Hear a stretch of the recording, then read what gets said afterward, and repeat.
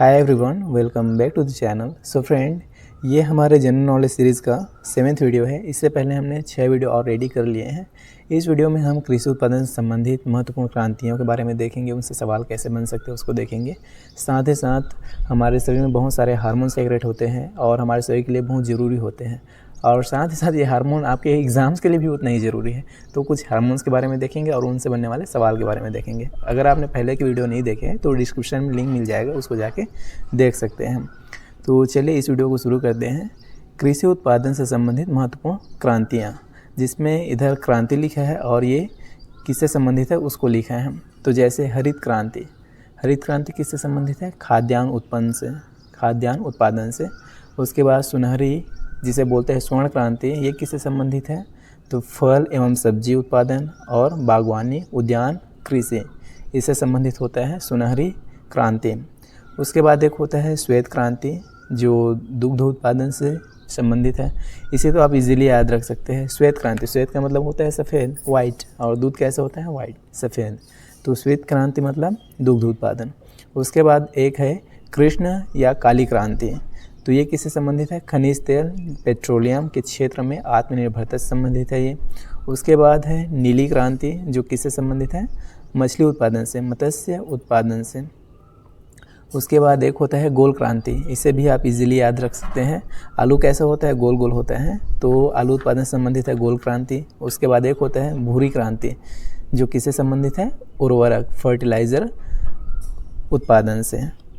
तो इस प्रकार से इसके आगे और भी क्रांतियाँ हैं, तो इसको आप नोट डाउन कर लीजिएगा ताकि आप इसके रिवीजन कर सकें और दिमाग में ये बैठ जाए। वैसे आप वीडियो को 2-3 बार देख भी लेंगे तो भी आपके दिमाग में ये बैठ जाएगा। उसके बाद आगे देखते हैं।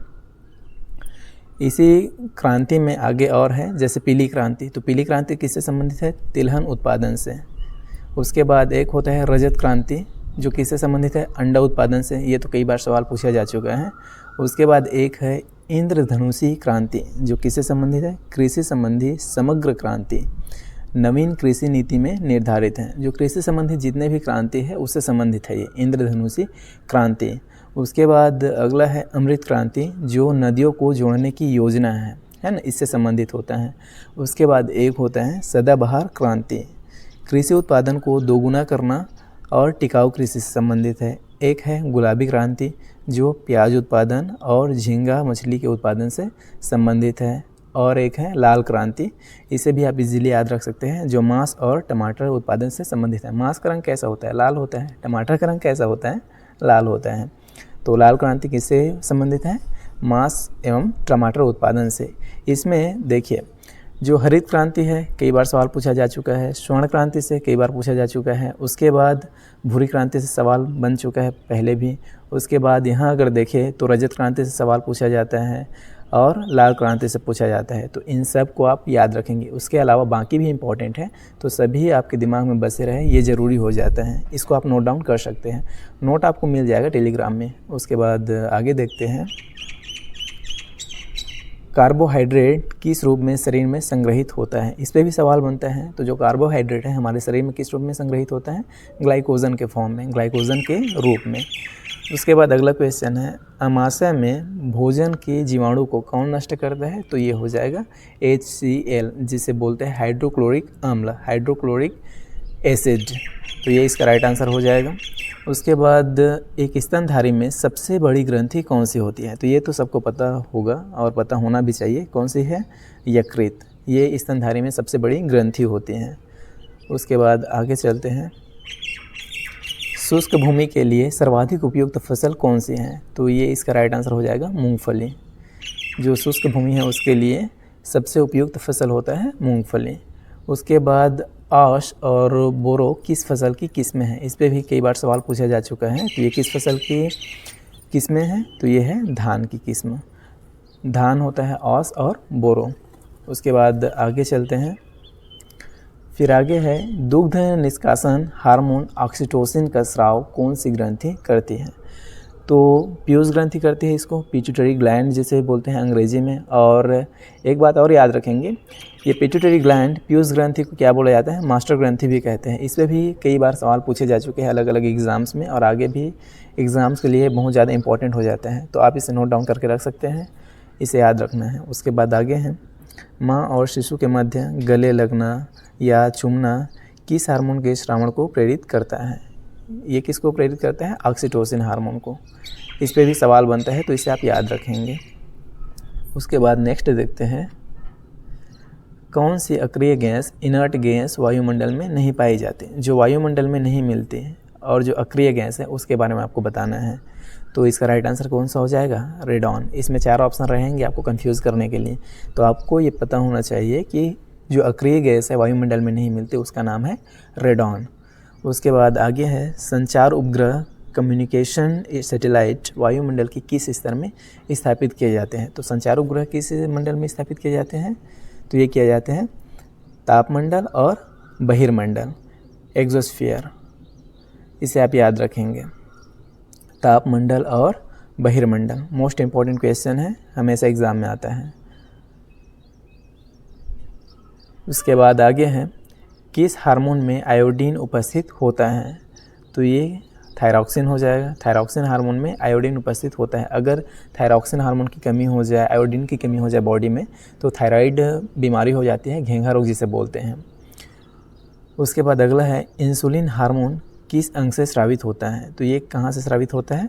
अग्नाशय से। इसे भी आप याद रखेंगे। और अगर इंसुलिन की कमी बॉडी में हो जाए तो उससे एक रोग हो जाता है जिसे बोला जाता है डायबिटीज़, मधुमेह। इसे भी आप याद रखेंगे। इस पे तो अनेकों बार सवाल पूछे जा चुके हैं, मोस्ट इम्पॉर्टेंट क्वेश्चन है। इंसुलिन हार्मोन का स्राव अग्नाशय से होता है। उसके बाद मनुष्य में पित्त का निर्माण यकृत में होता है, लीवर में, याद रखेंगे। उसके बाद पित्त का संचय पित्ताशय में होता है। देखो, निर्माण कहाँ होता है? यकृत में होता है, अच्छी बात है, लेकिन इसका संचय, इसका स्टोरेज कहाँ होता है? इसमें होता है, पित्ताशय में, जिसे बोलते हैं अंग्रेजी में गॉल ब्लैडर। निर्माण हो गया यकृत में और संचित किस में होगा? पित्ताशय में। बहुत कंफ्यूजिंग क्वेश्चन है और हमेशा एग्ज़ाम में पूछा जाता है। उसके बाद है, थायराइड ग्रंथि को थायरॉक्सिन स्रावित करने के लिए उत्तेजित करने वाला अंतःस्रावी हार्मोन कौन सा है? तो इसका नाम होता है TSH शॉर्ट में, और अगर इसका फुल फॉर्म देखें तो होता है थायराइड स्टिमुलेटिंग हार्मोन। इसे भी आप याद रखेंगे, थायराइड उत्तेजक हार्मोन। उसके बाद आगे हम, लड़ो और उड़ो, फाइट एंड फ्लाई के नाम से किस हार्मोन को जाना जाता है?